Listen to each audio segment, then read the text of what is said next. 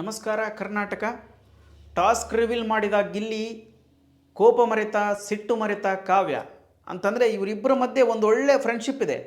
ಆ ಸ್ನೇಹ ಅನ್ನುವಂಥದ್ದು ಭಾಳ ಮುಖ್ಯವಾಗಿರುವಂಥದ್ದು.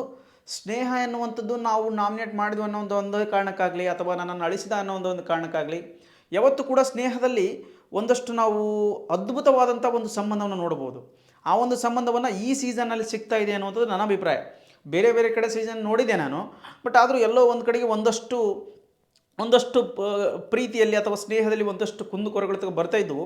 ಆದರೆ ಈ ವಿಷಯದಲ್ಲಿ ಗಿಲ್ಲಿ ಮಾತ್ರ ಸ್ನೇಹಕ್ಕೆ ಎಷ್ಟು ಬೆಲೆ ಕೊಡ್ತಾನೆ ಅನ್ನುವಂಥ ವಿಚಾರವನ್ನು ನಾವು ಖಂಡಿತವಾಗ್ಲೂ ತಿಳಿಲೇಬೇಕು. ಯಾಕಪ್ಪ ಅಂತಂದರೆ ನೀವು ನೋಡ್ತಾ ನೋಡ್ತಾ ಹೋಗ್ಬೋದು, ಆ ವಿಲನ್ ಕೊಡ್ತಾನೆ ಟಾಸ್ಕ್. ಆ ವಿಲನ್ ಕೊಟ್ಟಂತಹ ಟಾಸ್ಕ್ ಏನು ಮಾಡ್ತಾನೆ, ಇನ್ನು ಕಾವ್ಯನನ್ನು ಅಳಿಸಬೇಕು ಅಂದಾಗ ಭಾಳತ್ತು ವಿಚಾರ ಮಾಡ್ತಾನೆ ಗಿಲ್ಲಿ.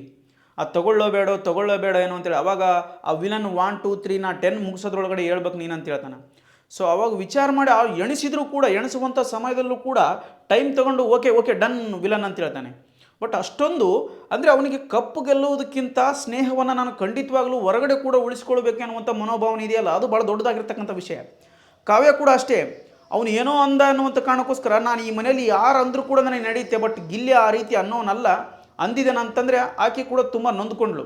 ಆಮೇಲೆ ಕಣ್ಣೀರು ಕೂಡ ಕೊನೆಗೆ ಹಾಕಿದ್ಲು. ಅಂದರೆ ಅದಕ್ಕೆ ವಿಲನ್ ಕೊಟ್ಟಿರುವಂಥ ಟಾಸ್ಕ್, ಅವಳನ್ನು ಕಣ್ಣೀರು ಹಾಕ್ಸ್ಲೇಬೇಕು ನೀನು ಅಂತೇಳಿ ವಿಲನ್ ಟಾಸ್ಕ್ ಕೊಟ್ಟಿರ್ತಾನೆ. ಹಾಗಾಗಿ ಗಿಲ್ಲಿ ಆ ರೀತಿ ಮಾತಾಡಿ ಕಾವ್ಯಾಳಿಗೆ ಕಣ್ಣೀರನ್ನು ತರಿಸ್ತಾನೆ. ಅದು ಬೇರೆ ಪ್ರಶ್ನೆ. ಬಟ್ ಅವರಿಬ್ಬರ ಸ್ನೇಹ ನೋಡಿ ಹೇಗಿದೆ, ಅದ್ಭುತವಾಗಿರುವಂಥ ಸ್ನೇಹ. ಈ ಸ್ನೇಹಗಳು ಏನನ್ನ ಹೇಳ್ತಾವ ನಮಗಂತಂದರೆ ಹೊರಗಡೆ ಕೂಡ ಆ ಸ್ನೇಹದಲ್ಲಿ ಒಂದು ಯಾವತ್ತೂ ಕೂಡ ಪರಿಶುದ್ಧವಾದಂತಹ ಪ್ರೇಮ, ಪರಿಶುದ್ಧವಾದಂಥ ಸ್ನೇಹ, ಪರಿಶುದ್ಧವಾದಂಥ ಒಂದು ಅದ್ಭುತ ಸಂಬಂಧ ಇರುತ್ತದೆ. ಅರ್ಥ ಮಾಡ್ಕೊಳ್ರಿ. ಯಾವಾಗಲೂ ಸ್ನೇಹಕ್ಕೋಸ್ಕರ ಒಂದು ಸ್ನೇಹದ ಹೆಸರಲ್ಲಿ ಮೋಸವನ್ನು ಮಾಡಬೇಡಿ, ಅಥವಾ ಮೋಸ ಹೋಗುವವರಿಂದ ಅಥವಾ ಮೋಸ ಮಾಡುವವರಂಥವರಿಂದ ಸ್ನೇಹ ಮಾಡಬೇಡಿ ಅನ್ನುವಂಥ ಒಂದು ಸಂದೇಶವನ್ನು ಕೊಡ್ತಾ ಇದೆ. ಅವರಿಬ್ಬರ ಈ ಒಂದು ಸ್ನೇಹ ಮುಂದೊಂದು ದಿನಮಾನಗಳಲ್ಲಿ ಪ್ರೀತಿಯಾಗಿ ಪರಿವರ್ತನೆ ಆಗುತ್ತಾ ಅಲ್ಲ, ಅದು ಬೇರೆ ಪ್ರಶ್ನೆ. ಪ್ರೀತಿಯಿಂದಲೇ ಸ್ನೇಹ ಹುಟ್ಟುತ್ತೆ, ಸ್ನೇಹದಿಂದಲೇ ಪ್ರೀತಿ ಹುಟ್ಟುತ್ತೆ, ಅದು ಬೇರೆ ಪ್ರಶ್ನೆ. ಬಟ್ ನಿಜ ಜೀವನದಲ್ಲೂ ಕೂಡ ಈಗ ಹೆಂಗೆ ಶಿಶಿರ್ ಮತ್ತು ಅವ್ರು ಯಾರು ಇನ್ನೊಬ್ಬರು ಶಿಶಿರ್ ಮತ್ತು ಆಕೆ ಹೆಸರು ಏನಪ್ಪ ನನಗೆ ಬರ್ತಾ ಇಲ್ಲ, ಆ ರೀತಿಯಾಗಿ ಪ್ರೇಮ ವ್ಯವಹಾರ ಮಾಡ್ಕೊಂಡಿದ್ರು. ಅದಾದ ನಂತರ ನಿವೇದಿತಾ ಮತ್ತು ಚಂದನ್ ಗೌಡ ಅವರು ಕೂಡ ಮದುವೆ ಮಾಡ್ಕೊಂಡಿದ್ರು, ಅದು ಬೇರೆ ಪ್ರಶ್ನೆ. ಅವರು ಡಿವೋರ್ಸ್ ಆಯ್ತು, ಅದು ಬೇರೆ. ಬಟ್ ಇವರ ಸ್ನೇಹ ಕೂಡ ಮುಂದೊಂದು ದಿನ ಒಂದು ಇಡೀ ಕರ್ನಾಟಕ ಯಾಕೆ ಎಲ್ಲರೂ ಕೂಡ ಖುಷಿ ಪಡುವಂಥ ಒಂದು ಸುದ್ದಿಯನ್ನು ಕೊಡಬಹುದಾ ಎನ್ನುವಂಥದ್ದು ನನ್ನ ಪ್ರಶ್ನೆ. ನಿಮಗೇನು ಅನಿಸ್ತದೆ ಅನ್ನುವಂಥದ್ದು ಕಮೆಂಟ್ ಬಾಕ್ಸಲ್ಲಿ ತಿಳಿಸಿ. ಹಾಗೆ ಈ ಒಂದು ಪ್ರೀತಿ, ಈ ಒಂದು ಸ್ನೇಹ ಇದೇ ರೀತಿಯಾಗಿ ಮುಂದುವರಲಿ, ಇಬ್ಬರು ಕೂಡ ಫೈನಲ್ಗೆ ಹೋಗಲಿ, ಇಬ್ಬರು ಕೂಡ ಆ ಕಡೆ ಈ ಕಡೆ ಕಿಚ್ಚ ಸುದೀಪ್ ಅವರ ಆ ಕಡೆ ಈ ಕಡೆ ನಿಂತ್ಕೊಳ್ಳಿ ಅಂತ ನಾವು ಬಯಸ್ತಿದ್ದೇವೆ. ನಿಮ್ಗೆ ಏನು ಅನಿಸ್ತದೆ ಅನ್ನುವಂಥದ್ದನ್ನು ಕಮೆಂಟ್ ಬಾಕ್ಸಲ್ಲಿ ತಿಳಿಸಿ ಅಂತ ಹೇಳ್ತಾ, ಈ ವಿಷಯ ಇವರಿಬ್ಬರ ಸ್ನೇಹದ ಬಗ್ಗೆ ಭಾಳ ಖುಷಿಪಟ್ಟಲು ಕಾವ್ಯ.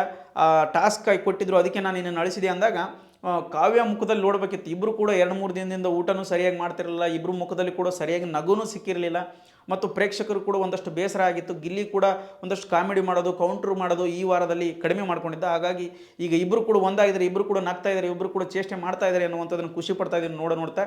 ಇಷ್ಟು ಹೇಳ್ತಾ ಈ ಒಂದು ವಿಡಿಯೋವನ್ನು ಮುಗಿಸ್ತಾ ಇದ್ದೀನಿ. ಧನ್ಯವಾದಗಳು.